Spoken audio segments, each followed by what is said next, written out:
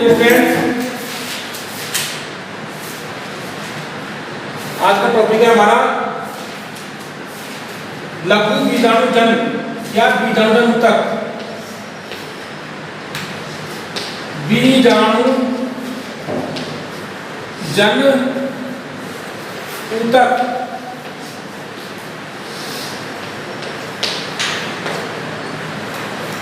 कल हमने आपको पराग कोश की संरचना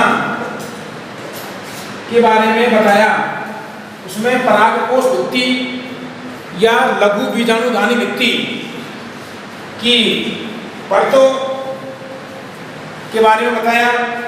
उसके बाद में लघु बीजाणुधानी का जो केंद्र है, पराग कोश की लघु बीजाणुधानी का जो केंद्र है, उसमें क्या पाया जाता है? बीजाणुजन ऊतक। तो इसकी क्या परिभाषा होगी कि लघु बीजाणुधानी के केंद्र में स्थित सजातीय कोशिकाओं के संघनित समूह को बीजाणुजन ऊतक कहते हैं। जैसे देखिएगा, परागकोश हमने आपको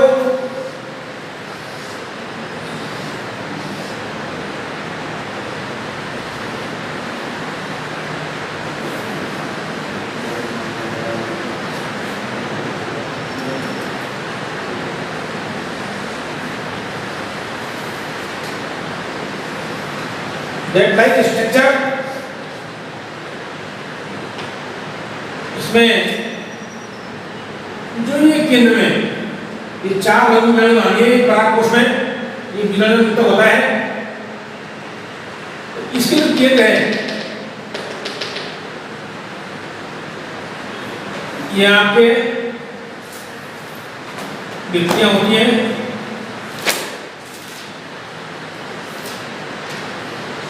कौन सी भित्ति? यहां से यहां तक जो स्ट्रक्चर होता है परागकोश भित्ति। परागकोश भित्ति या लघु बीजाणुधानी भित्ति। लघु बीजाणुधानी भित्ति, परागकोश भित्ति या लघु बीजाणुधानी भित्ति। यहां से यहां तक का जो स्ट्रक्चर होता है, इसमें चार होती है: बाह्य त्वचा, अंतस्थिशियम, मध्यपर्त और टेपिटम। चार। इसके जो केंद्र होता है इसमें ये होता है बीजाणुजन ऊतक। बीजाणुजन ऊतक टिश्यूज। ये जो परागकोश भित्ति है, मैंने आपको बताया चार भागों में होती है: बाह्य त्वचा, ये पढ़ा चुके हैं आपको, अंतस्थिशियम, एंडोथीशियम, और तीसरी है मध्यपर्त, और चौथी है टेपिटम। हमने आपको बताया था आवृत बीज पादपों टेपिटम दो प्रकार की होती है: प्लाज्मोडियल टेपिटम और अंतस्थिशियम, वो प्लाज्मोडियल टेपिटम और ग्रंथिलिया स्त्रावी टेपिटम। दूसरा टॉपिक था इसका, ये था बीजाणुजन ऊतक। तो इसमें लिखें आप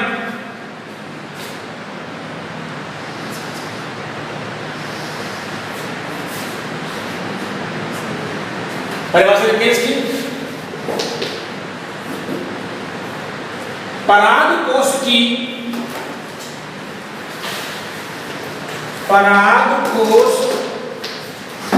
की लघु बीजाणुधानी, परागकोश की लघु बीजाणुधानी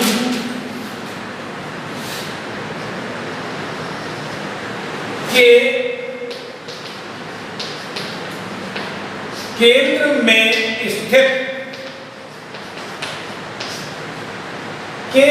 में स्थित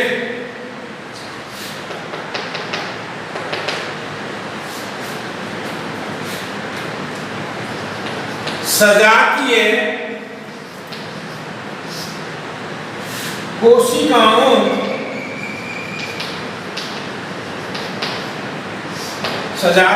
कोशिकाओं के संगठित समूह को बीजाणुजन ऊतक कहते हैं। पराग कोश की लघु बीजाणुधानी के केंद्र में स्थित सजातीय कोशिकाओं के संघनित समूह को बीजाणुजन ऊतक कहते हैं। देखिए बेटा, ये पराग कोश है। एक परिपक्व पराग कोश में 4 कोनों पर 4 लघु बीजाणुधानी होती हैं और बीच में क्या होता है? योजी ऊतक, योजी, जो कि इन चारों बीजाणुधानियों को योजित रखता है। तो देखिएगा, पहली है परागकोश भित्ति या लघु बीजाणुजन्य भित्ति। एक हाइपोडर्मल भित्ति होती है जो 4 भागों से मिलकर बनी होती है। बाह्य त्वचा या 4 परतों से मिलकर बनी होती है। बाह्य त्वचा, अंतःस्थिशम, मध्यपट और टेक्टम, इनके बारे में हम पढ़ चुके हैं। इसके बाद दूसरा जो इसका पार्ट है बीजाणुजन्य ऊतक, तो एक लघु बीजाणु देख लीजिएगा, क्या है? परागकोश की लघु बीजाणुधानी के केंद्र में स्थित सजातीय कोशिकाओं का समूह पाया जाता है, जिसे बीजाणुजन ऊतक कहते हैं, जिसे बीजाणुजन ऊतक कहते हैं।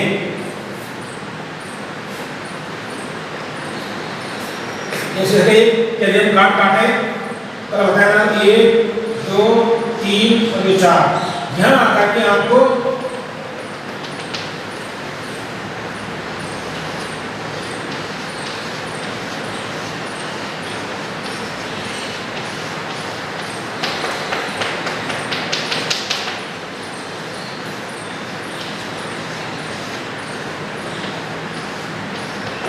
ये सजातीय कोशिकाओं का समूह। इसकी जो एक कोशिका होती है वो होती है बीजाणु, इधर देखिए यहाँ पे ये ऊतक, बीजाणु ऊतक। इसकी एक कोशिका होती है प्रारंभिक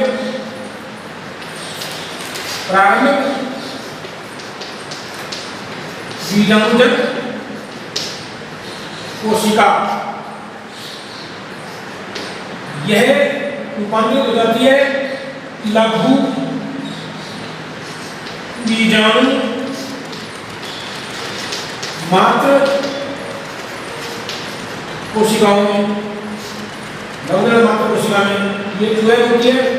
इनमें अर्धसूत्री विभाजन होता है, अर्धसूत्री विभाजन होता है। इसमें क्या बोलते हैं? लघु बीजाणु। केंद्र में 4 परतें थी, बाह्य त्वचा, अंतःस्थिशम, मध्यपट और टेक्टम। इस तरह से चक्र बनेगा, ये ध्यान से। तो हमें क्या बताया आपको?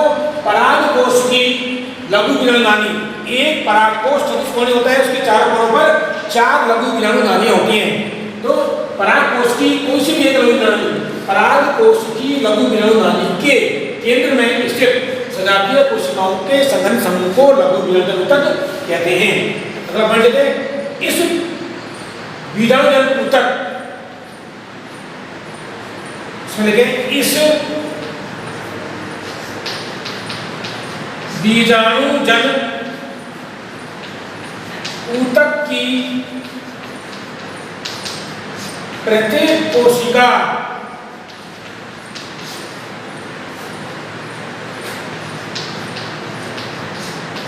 सघन जीव द्रव्य एवं स्पष्ट केंद्रक युक्त होती है, जिसे प्रारंभिक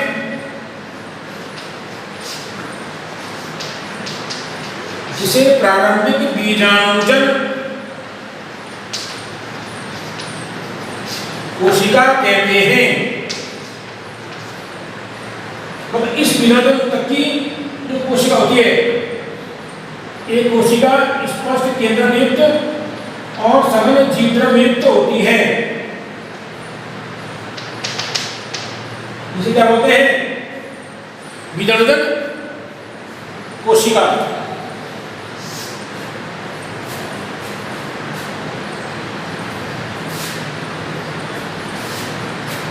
अगला पढ़ लीजिए, यह बीजाणुजन कोशिका, यह बीजाणुजन कोशिका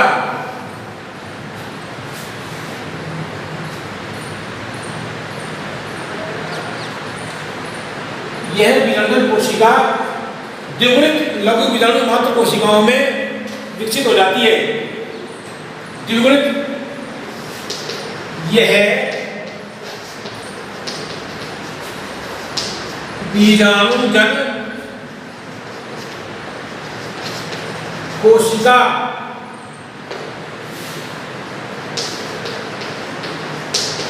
द्विगुणित लघु बीजाणु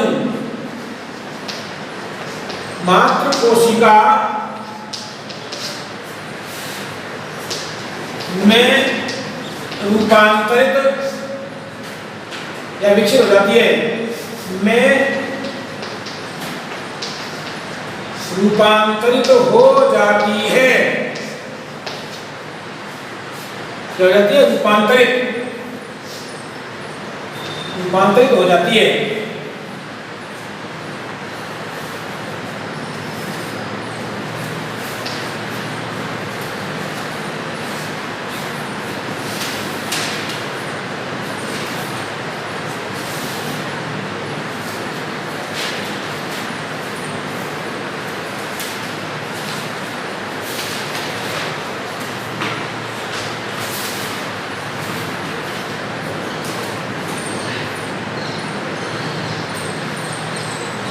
नेक्स्ट टॉपिक है लघु बीजाणु जनन। तो यहाँ पर ये परागकोश या लघु बीजाणु जनन की संरचना कंप्लीट हुई। इसका जो अगला टॉपिक है वो आपके आ जाएगा लघु बीजाणु जनन।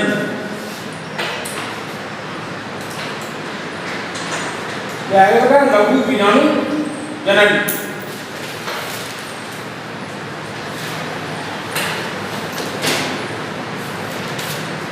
लघु बीजाणु जनन देखिएगा, प्रश्न बनता है लघु बीजाणु जनन किसे कहते हैं, समझाइए। तो देखिए, लघु बीजाणु जनन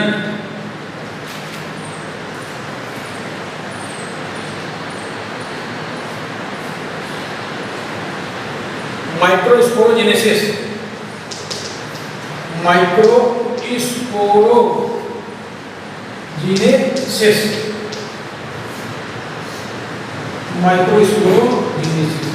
कहाँ होता है?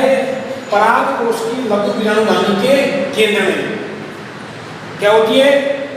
हमने पढ़ा अभी, परागकोश की लघु बीजाणु दानी के केंद्र में द्विगुणित लघु बीजाणु मात्र कोशिकाएं या पॉलन ग्रेन मदर सेल्स, पराग मात्र कोशिकाएं होती हैं, जिनमें अर्धसूत्री विभाजन होता है और लघु बीजाणु का निर्माण होता है। लेकिन लघु बीजाणु मात्र कोशिका में होने वाला अर्धसूत्री विभाजन दो चरणों में पूर्ण होता है, जिन्हें अर्धसूत्री विभाजन फर्स्ट और अर्धसूत्री विभाजन सेकंड कहते हैं। अर्धसूत्री विभाजन फर्स्ट के द्वारा एक द्विगुणित लघु बीजाणु मात्र कोशिका से दो अगुणित कोशिकाओं का निर्माण होता है। अर्थात इसे अर्धसूत्री विभाजन को, अर्धसूत्री विभाजन फर्स्ट को न्यूनकारी विभाजन भी कहते हैं। क्यों कहते हैं? क्योंकि इसमें एक द्विगुणित लघु बीजाणु मात्र कोशिका से, एक द्विगुणित लघु बीजाणु मात्र कोशिका से दो अगुणित कोशिकाओं का निर्माण होता है। अब आता है अर्धसूत्री विभाजन सेकंड, जो कि समसूत्री विभाजन के समान होता है। तो इनमें अर्धसूत्री विभाजन समसूत्री विभाजन के समान होता है, जिससे दो अगुणित कोशिकाओं से चार अगुणित लघु बीजाणुओं का निर्माण होता है। एक समान होता है, इसलिए ये देखिए आप इसके डायग्राम के रूप से, वही परागकोश। समझे इसको एक बार, डायग्राम फॉलो करेंगे।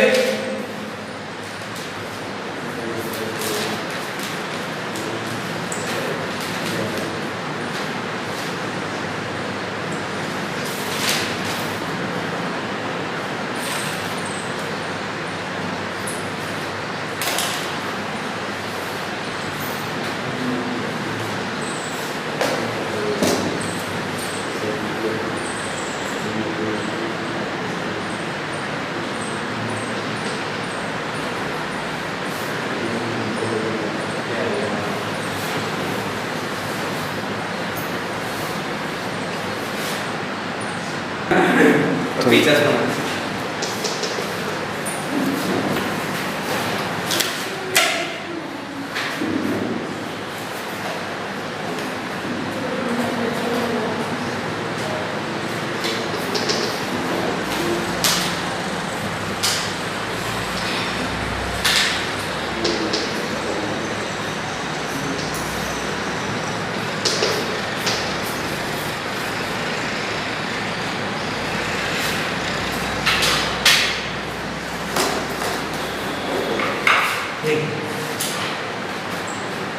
इसकी एक कोशिका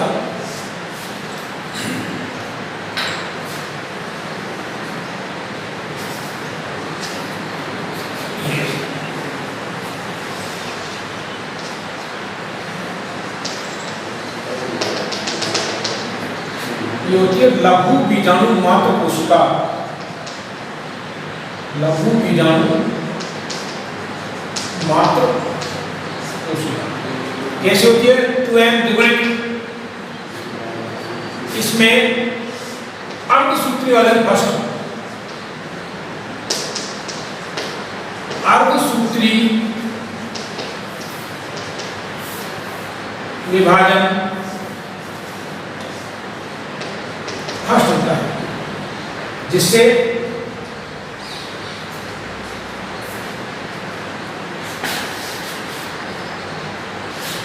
अर्धसूत्री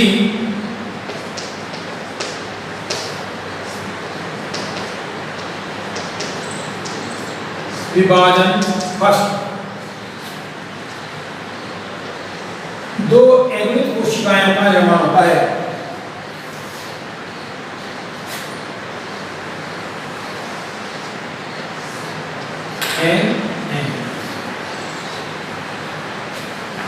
इनमें अर्धसूत्री विभाजन सेकंड होता है।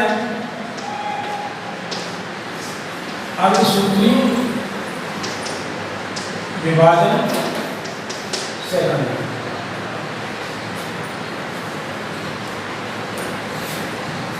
और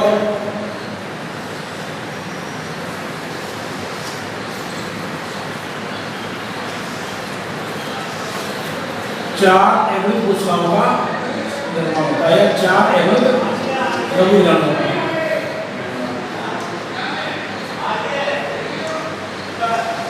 जो कैलोरी की भित्ति द्वारा जुड़े होते हैं।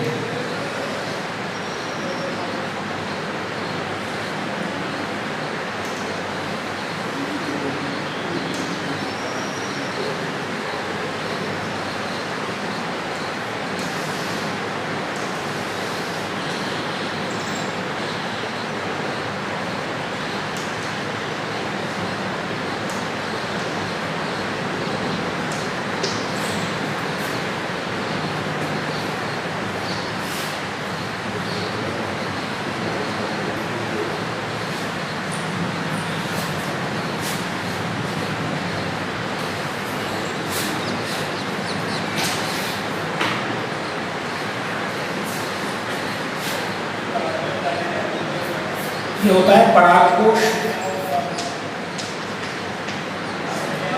और ये होती है लघु बीजाणुदानी। लघु बीजाणुदानी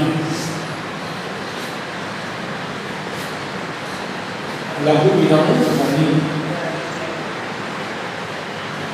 अर्धसूत्री विभाजन फर्स्ट न्यूनकारी विभाजन होता है। न्यूनकारी विभाजन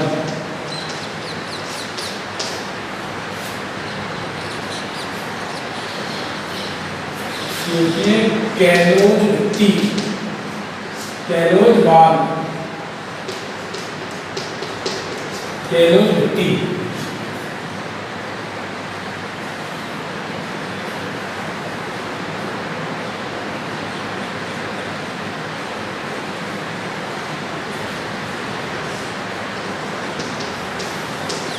एवोनिक कोशिका एक और दूसरी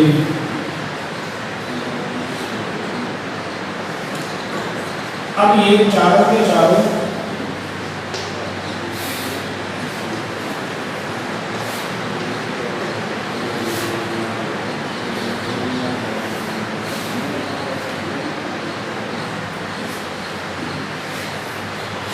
गोलाकार रचनाओं में बदल जाते हैं।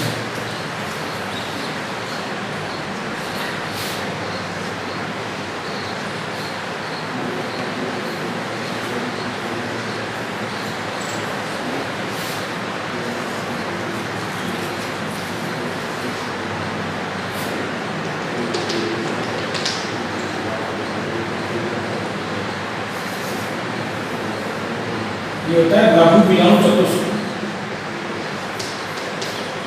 लघु विजाणु चतुष्क माइक्रोस्कोप डेटेड लघु विजाणु चतुष्क कैलोद्वितीय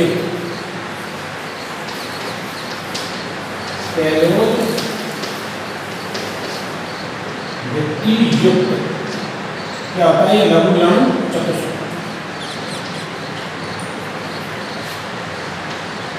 कैलेज एंजाइम द्वारा कैलोज वृत्ति के घुलने पर क्या बनते हैं? 4 लघु विजाणु। और यही क्या बनाते हैं? ये है लघु विजाणु, 4 लघु विजाणु।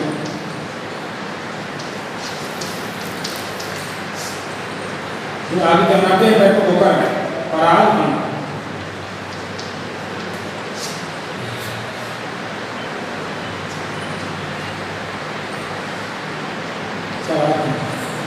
एक बार देखें,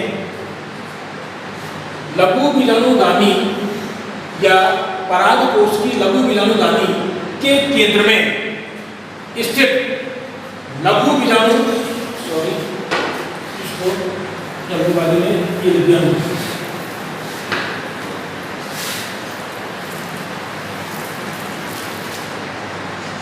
लघु बीजाणु मात्र कोशिका, इसको लघु बीजाणु मात्र कोशिका द्विगुणित हुए हैं। तो देखिएगा परागकोश की लघु बीजाणुगामी के केंद्र में स्थित लघु बीजाणु मतलब द्विगुणित लघु बीजाणु मात्र कोशिकाओं में अर्धसूत्री विभाजन फर्स्ट होता है। याद है ना, जो एक न्यूक्लियरी विभाजन होता है, इसके द्वारा 2 एग्नित कोशिकाओं का निर्माण होता है। एक द्विगुणित लघु बीजाणु मात्र कोशिकाओं से 2 एग्नित कोशिकाओं का निर्माण होता है। अब इसमें अर्धसूत्री विभाजन सेकंड होता है, जो समसूत्री के समान होता है। समसूत्री विभाजन के समान होता है, अर्थात समसूत्री विभाजन ऐसा विभाजन जिसमें पुत्री कोशिकाओं में गुणसूत्रों की संख्या धन कोशिका के समान होती है। ध्यान देना, 1 से 2 बनेगा, 2 से 4। तो इस प्रकार अर्धसूत्री विभाजन सेकंड के द्वारा 4 लघु बीजाणुओं का निर्माण होता है। लेकिन ये लघु बीजाणु निर्माण के समय 4 कोशिकाओं के समूह में व्यवस्थित होते हैं, अर्थात इनके चारों ओर कैलोज वृत्ति का निर्माण हो जाता है।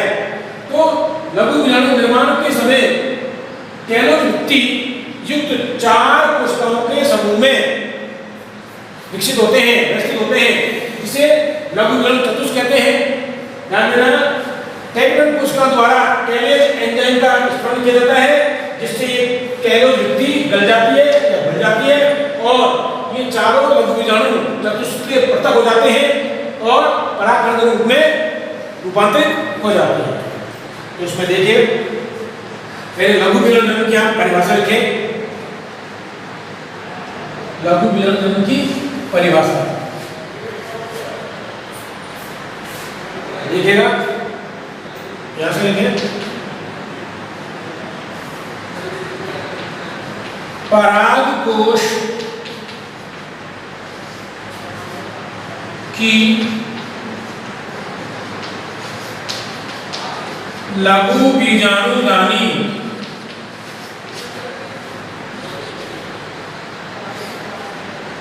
परागकोश की लघु बीजाणुगामी में स्थित द्विगुणित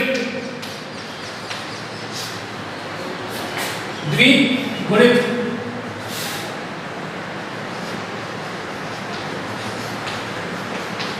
लघु बीजाणु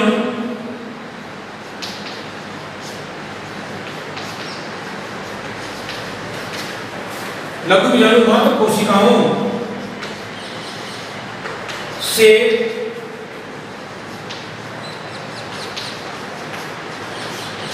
अर्धसूत्री विभाजन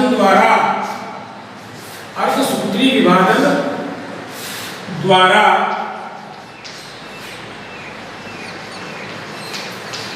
अगुणित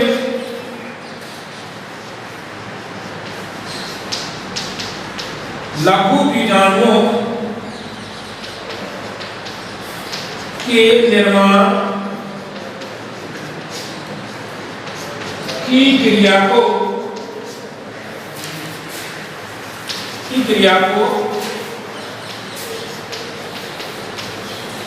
लघु बीजाणु जनन कहते हैं।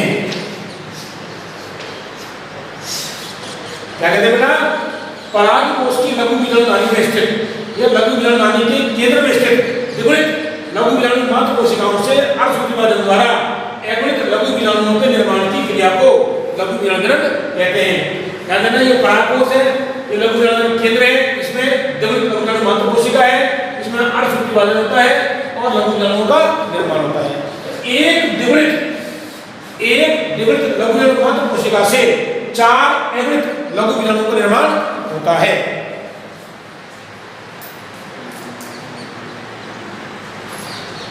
परिभाषा वही है कि पराग कोश की लघु बीजाणु दानी, हम ये भी कह सकते हैं लघु बीजाणु दानी के केंद्र में स्थित, ये भी कह सकते हैं लघु बीजाणु दानी में स्थित द्विगुणित लघु बीजाणु मात्र कोशिकाओं से अर्धसूत्री विभाजन द्वारा अगुणित लघु बीजाणुओं के निर्माण की क्रिया को लघु बीजाणु जनन कहते हैं। इसको और शॉर्ट में ये भी कह सकते हैं बिल्कुल कि लघु बीजाणु मात्र कोशिकाओं से अर्धसूत्री विभाजन द्वारा लघु बीजाणु का निर्माण क्रिया लघु बीजाणु जनन कहलाती है। अब आपको ये पता होना चाहिए कि लघु बीजाणु मात्र कोशिका द्विगुणित होती है, जिसमें अर्धसूत्री विभाजन होता है और अगुणित लघु बीजाणु का निर्माण होता है।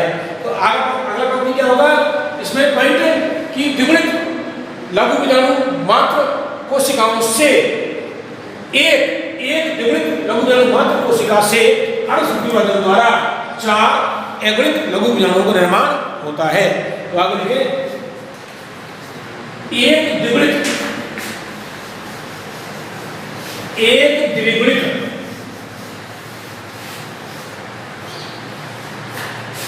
अगला पॉइंट है एक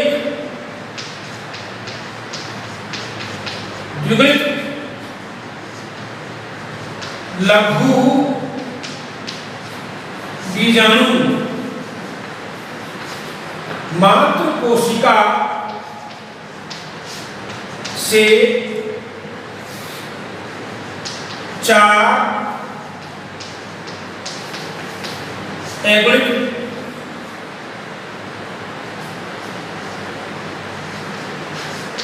लघु बीजाणुओं का निर्माण होता है। 4 अगुणित लघु बीजाणुओं का निर्माण होता है।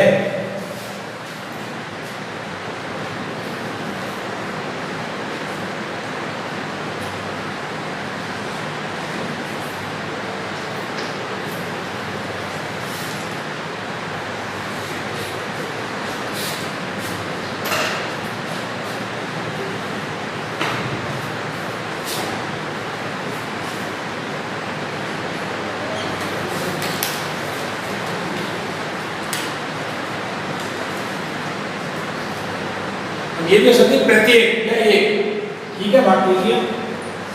आप देखो एक द्विगुणित लघु बीजाणु मात्र कोशिका है, देखो लघु बीजाणु मात्र कोशिका में होने वाला अर्धसूत्री विभाजन 2 चरणों में पूर्ण होता है। अर्धसूत्री विभाजन फर्स्ट और अर्धसूत्री विभाजन सेकंड। इसमें क्या लिखेंगे अगर हम लघु बीजाणु मात्र कोशिका में होने वाला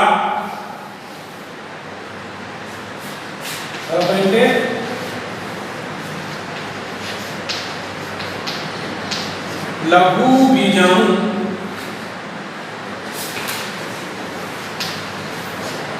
मात्र कोशिका में होने वाला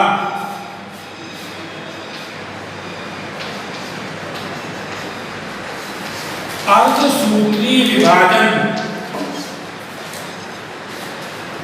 2 चरणों में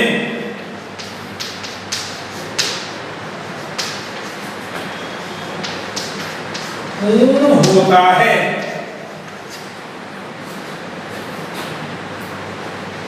जिन्हें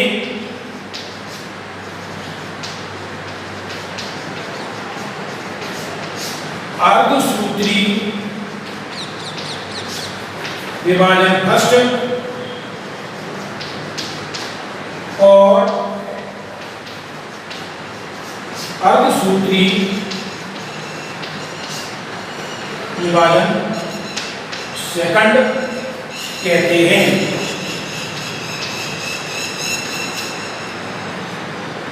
लघु बीजाणु मात्र कोशिका में होने वाला अर्धसूत्री विभाजन 2 चरणों में पूर्ण होता है। अर्धसूत्री विभाजन फर्स्ट और अर्धसूत्री विभाजन सेकंड। अर्धसूत्री विभाजन फर्स्ट और अर्धसूत्री विभाजन सेकंड। अब देखिएगा अर्धसूत्री विभाजन फर्स्ट एक न्यूनकारी विभाजन होता है। कैसे होता है बेटा? अर्धसूत्री विभाजन फर्स्ट एक न्यूनकारी विभाजन होता है जिसके द्वारा लघु बीजाणु मात्र कोशिका से 2 अवृत कोशिकाओं का निर्माण होता है। तो देखिए अर्धसूत्री विभाजन फर्स्ट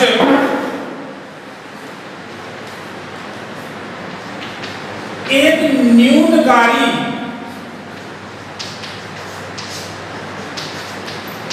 न्यूनकारी विभाजन होता है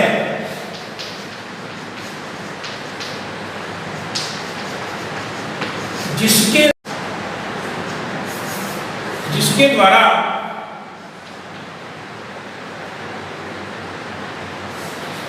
दो एवरेज कोशिकाओं का निर्माण होता है। जिसके द्वारा 2 एवरेज कोशिकाओं का निर्माण होता है। अर्धसूत्री विभाजन फर्स्ट एक न्यूनकारी विभाजन होता है जिसके द्वारा 2 एवरेज कोशिकाओं का निर्माण होता है मतलब द्विगुणित बीजाणु मात्र कोशिका से। आगे देखो अर्धसूत्री विभाजन सेकंड अगला पॉइंट है।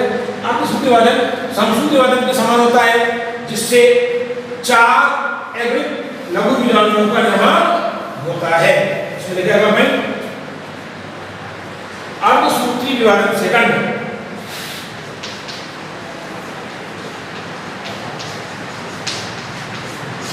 अर्धसूत्री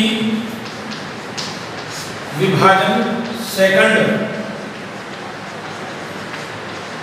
समसूत्री विभाजन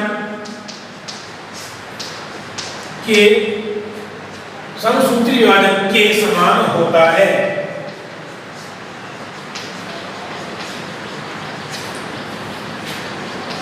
जिसके द्वारा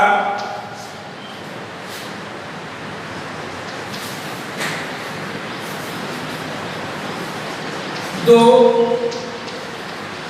एवरेज कोशिकाओं से 4 एवरेज लघु बीजाणुओं का निर्माण होता है। 4 एवरेज लघु बीजाणुओं का निर्माण होता है।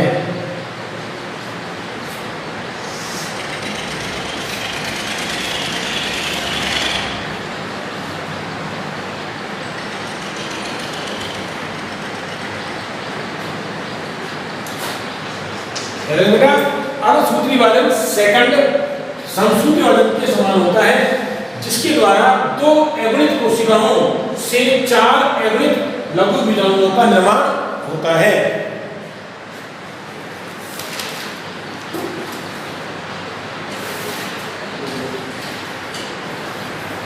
अगला पॉइंट है लघु बीजाणु निर्माण के समय,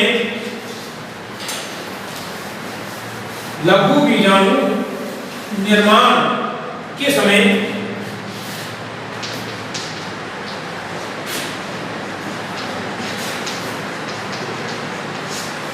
लघु बीजाणु निर्माण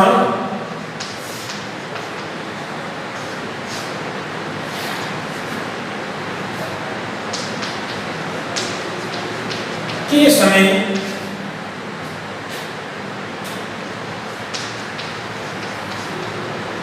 कैलोज भित्ति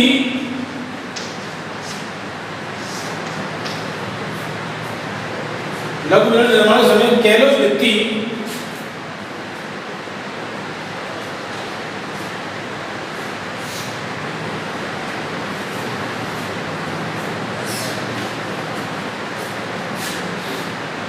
लघु बीजाणु निर्माण के समय कैलोज भित्ति के द्वारा बंधित 4 अगणित कोशिकाओं के समूह होता है। लघु बीजाणु निर्माण के समय 4 अगणित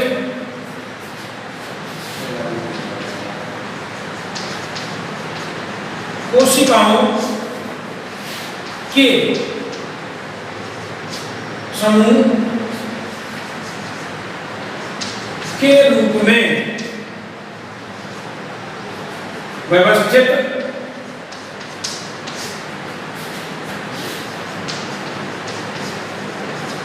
लघु बीजाणु निर्माण के समय 4 अगणित कोशिकाओं के समूह में 4 अगणित कोशिकाओं के समूह के रूप में होते हैं।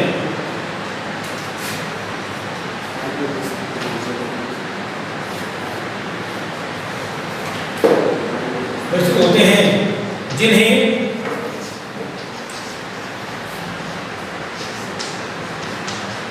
लघु बीजाणु चतुष्क माइक्रोस्पोर टेट्रेड MICRO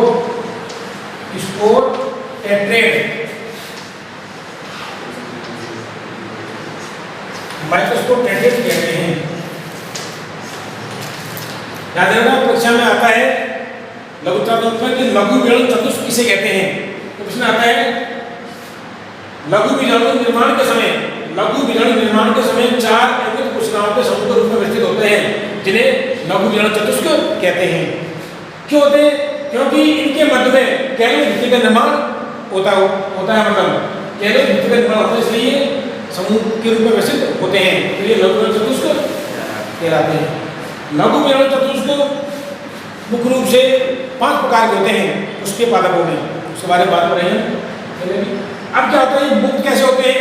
तो टेट्रम द्वारा कैलोज भित्ति को बनाने के लिए कैलोज एंजाइम का निर्माण किया जाता है, जिससे ये चारों लघु बीजाणु मुक्त हो जाते हैं और गोलाकार होकर के परागकण का निर्माण होता है।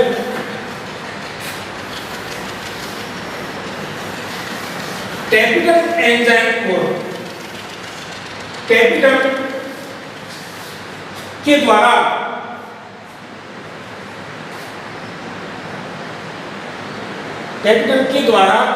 स्रावित कैलेज एंजाइम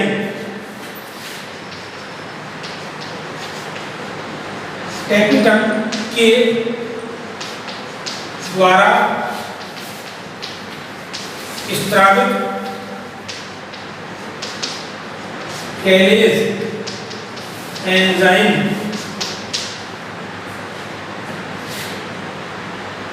से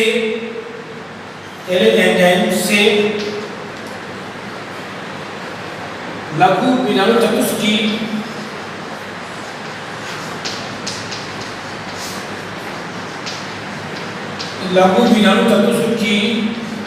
कैलोज भित्ति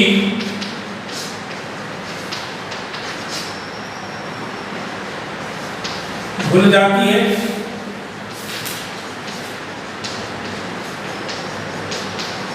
और ये लघु बीजाणु स्वतंत्र होकर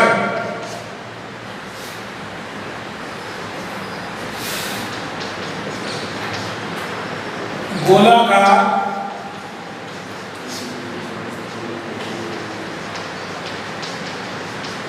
संरचनाओं में बदल जाते हैं और परागण के रूप में विकसित होते हैं।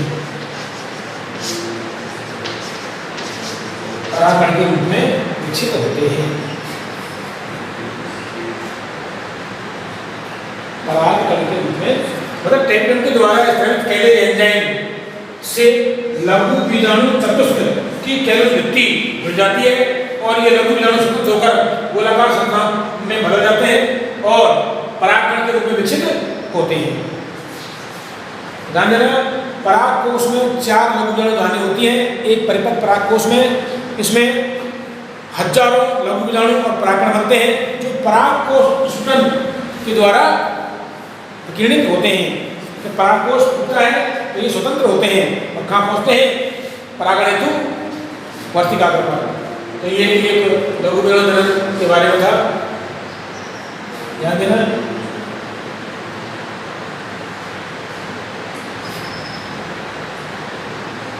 अब देखो आते एक द्विगुणित लघु बीजाणु एक द्विगुणित लघु बीजाणु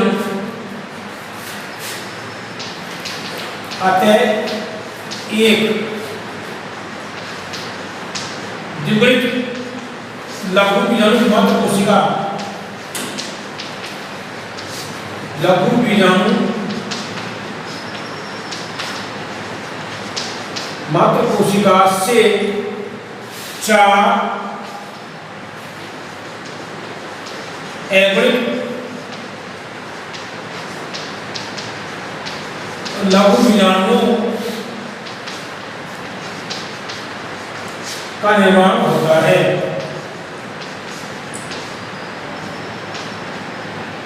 एक द्विगुणित लघु बीजाणु मात्र कोशिका से 4 एगुणित लघु बीजाणुओं का निर्माण होता है।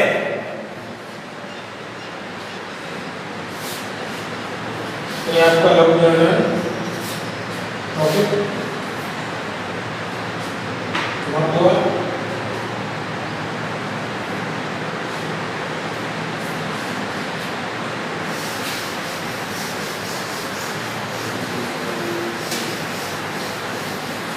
प्रश्न आते हैं कि लघु बीजाणु चतुष्क की सूत्रगुणिका क्या होती है? लघु बीजाणु चतुष्क की सूत्रगुणिका क्या होती है? क्या होता है? एगुणित। ध्यान देना, आप सूत्र वाले द्वारा निर्मित होता है तो लघु बीजाणु चतुष्क की सूत्रगुणिका क्या होगी? एगुणित। ध्यान देना,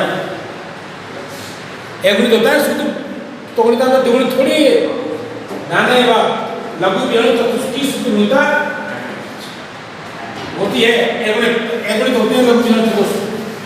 और लघु बीजाणु चतुष्क के प्रकार आपके दे रखे तो ऑब्जेक्ट प्रश्न में आपके आ सकते हैं या वस्तुनिष्ठ प्रश्न में आपके आ सकते हैं परीक्षाओं में।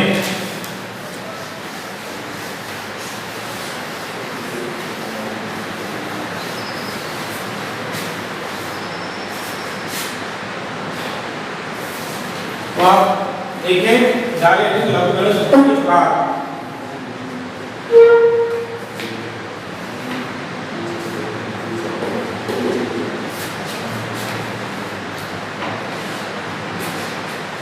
टॉपिक है लघु बीजाणु चतुष्क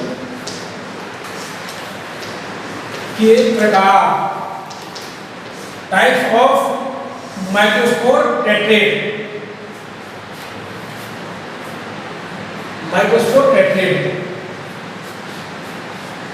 कॉपी डालें लघु बीजाणु चतुष्क के प्रकार।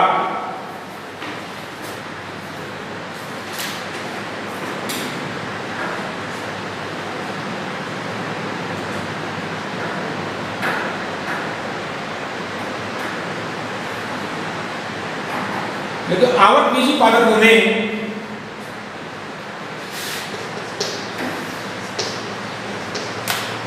आवत बीजी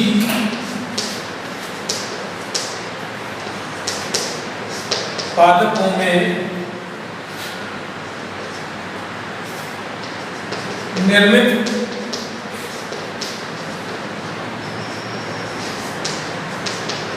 लघु बीजाणु चतुष्क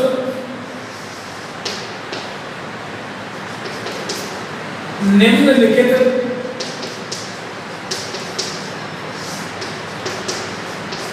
पांच प्रकार के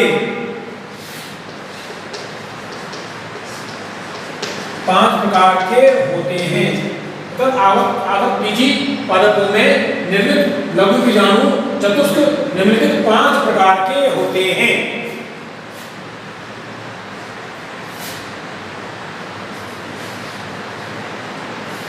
पहला देखिए,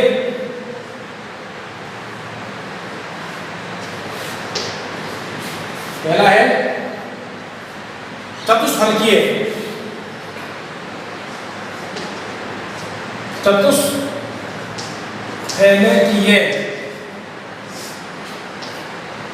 चतुष्फलकीय इसे बोलते हैं टेट्राहेड्रल।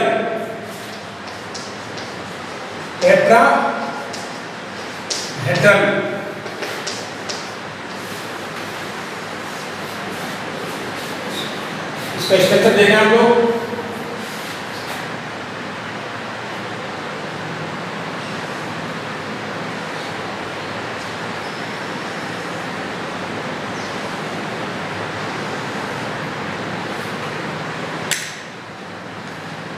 इस प्रकार होते हैं टेट्राहेड्रल।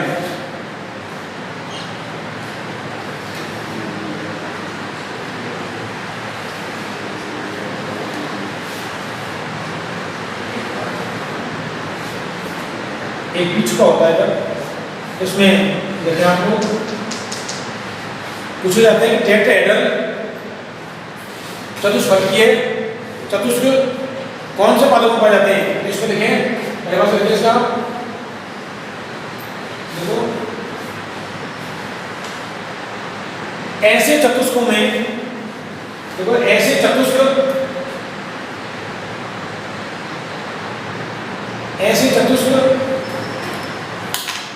या ऐसे चतुष्कों में एक तरफ से देखने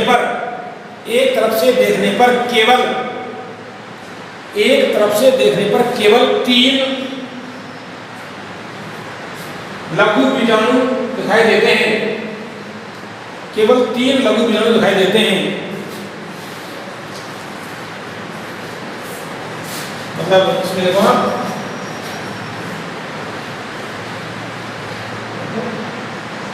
इनमें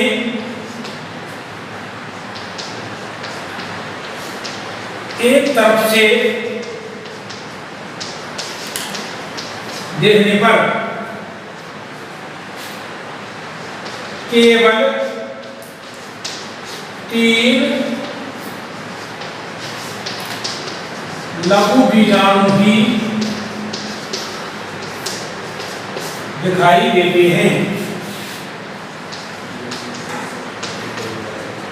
चौथा लघु बीजाणु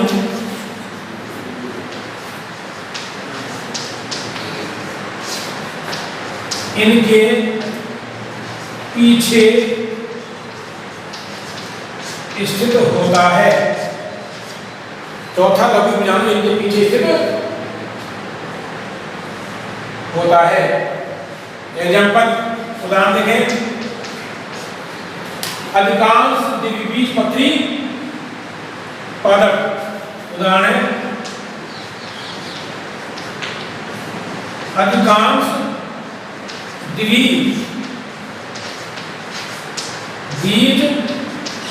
पत्री पादप। तो देखिएगा सामने से देखने पर, मतलब एक तरफ से देखने पर, इनमें एक तरफ से देखने पर केवल 3 लघु बीजाणु दिखाई देते हैं और चौथा लघु बीजाणु इन तीनों के पीछे स्थित होता है। ये अधिकांशतः द्विबीजपत्री पादपों में पाए जाते हैं। दूसरे प्रकार का है, ध्यान देना, समद्विपार्श्विक।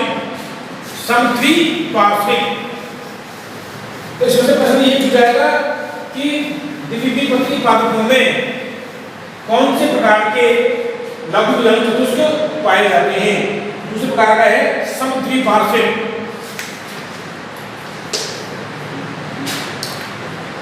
समद्विपार्श्विक,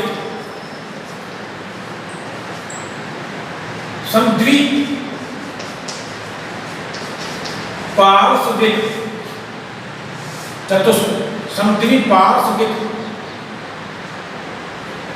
समद्विपार्श्विक, समद्विपार्श्विक इसे बोलते हैं आइसोबाइलेटरल, आइसोबाइलेटरल, आइसोबाइलेटरल। ये किसे पाए जाते हैं? एक द्विबीजपत्री पादपों में पाए जाते हैं। इसकी स्ट्रक्चर देखेंगे आप।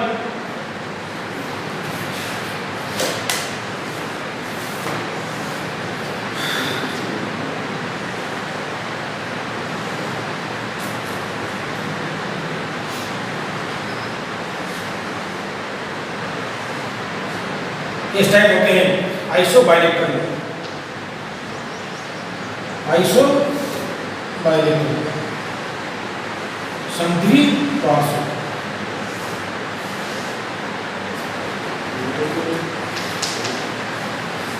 उसमें लिखें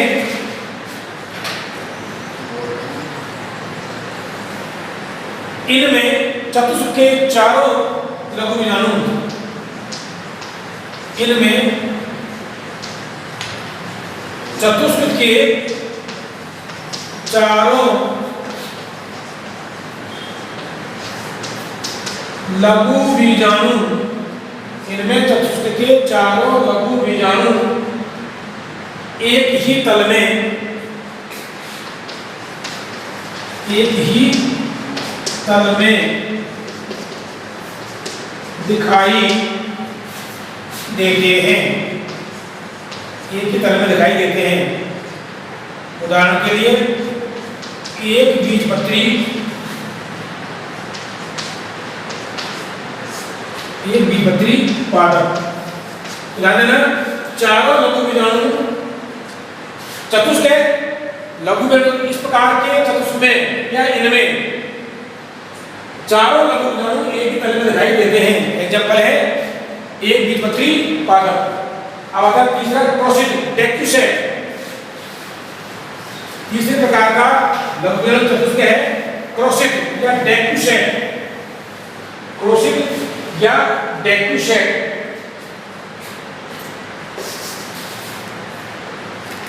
तीसरा है क्रोसिड डेक्यूसेट, डेक्यूसेट।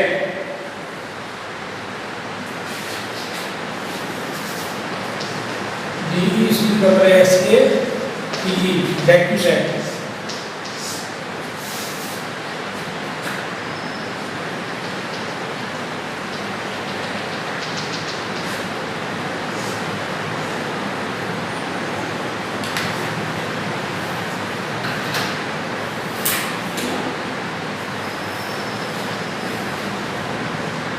इस प्रकार का होता है ये।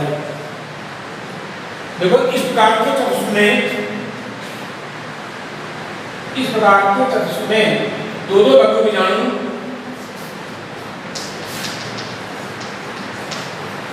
इस प्रकार के चतुष्क में दो दो लघु बीजाणु इस प्रकार के चतुष्क में दो दो लघु बीजाणु एक दूसरे से समकोण बनाते हैं, एक दूसरे से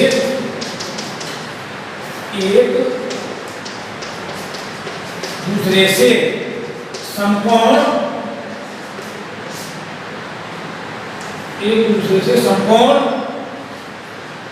बनाते हैं, समकोण बनाते हैं। मतलब ये दोनों ये मिलकर यदि ऊपर जाएगा दोनों नीचे आ जाएंगे, ठीक है। एक समकोण बनाते हैं। एग्जाम्पल लेंगे इसका,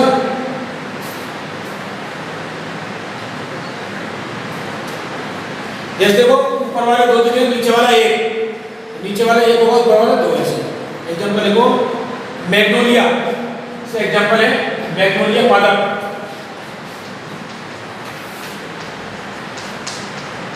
मैग्नोलिया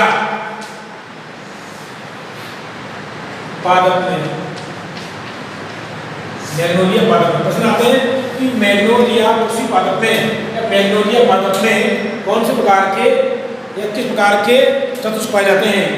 वैक्यू शेप एक क्वेश्चन। तीसरा आता है यहाँ पे टी आकार का, टी शेप। तीसरा जो लघुकरण चतुष्क है वो है टी शेप, टी आकार का।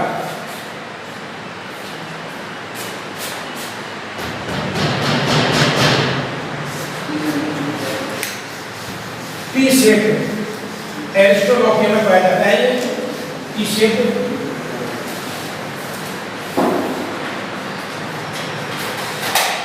चौथे प्रकार का है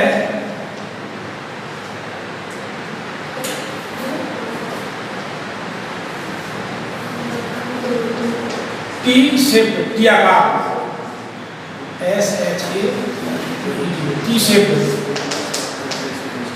टी आकार का। इसमें लिखे आपको या टी आकार का भी कह सकते हैं इसको, टी शेप। ये ऐसा होगा बात नहीं दे पाएगा।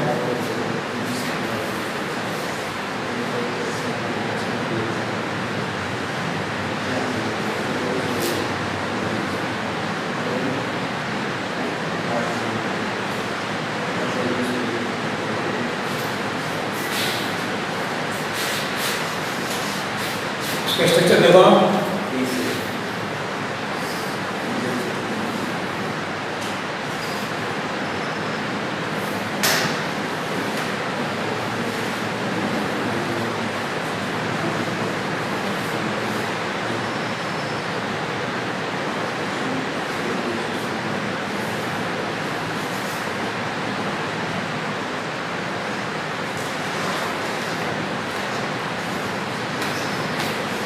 T shape.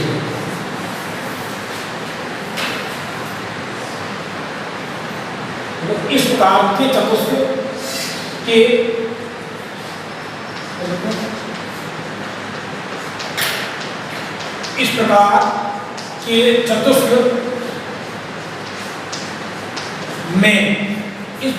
चतुष्क में दो लघु बीजाणु अनुप्रस्थ,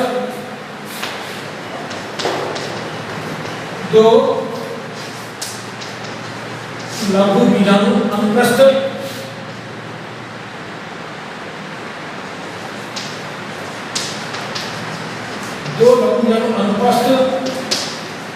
और दो लंबवत रूप में और दो लंबवत रूप में स्थित होते हैं। अनुप्रस्थ और लंबवत रूप में स्थित होते हैं। ये अनुप्रस्थ हो गए और ये लंबवत हो गए। दो लघु बीजाणु कैसे हैं?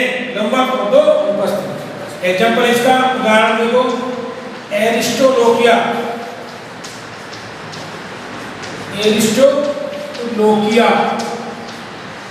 तो एरिस्टोलोकिया पादप में ये पाए जाते हैं, एरिस्टोलोकिया। और तीसरा है रेखिक लाइनर,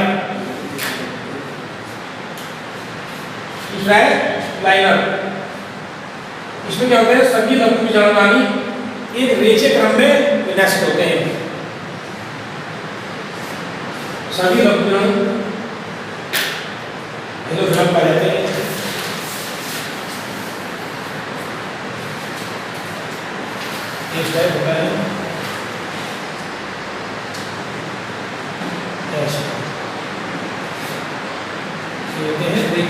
क्या देखिए 5 प्रकार का है।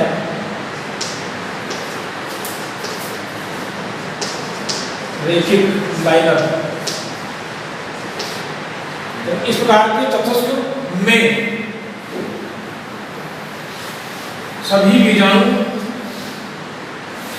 इस प्रकार के चतुष्क में सभी लघु बीजाणु एक रेखीय क्रम में विन्यासित होते हैं। उदाहरण देखें,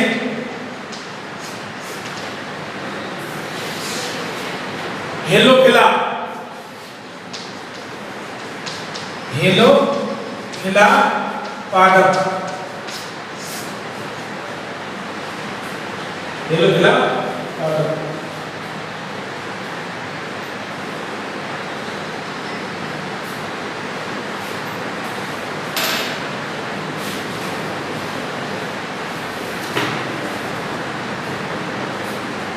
हेलोफिला पादप।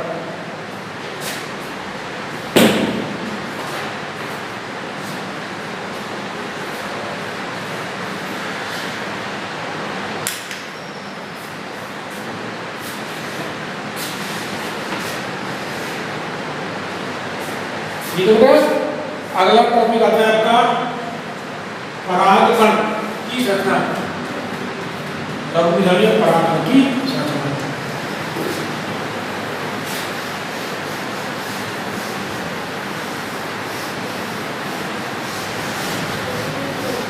यह टॉपिक है लघु बीजाणु में परागकण की रचना।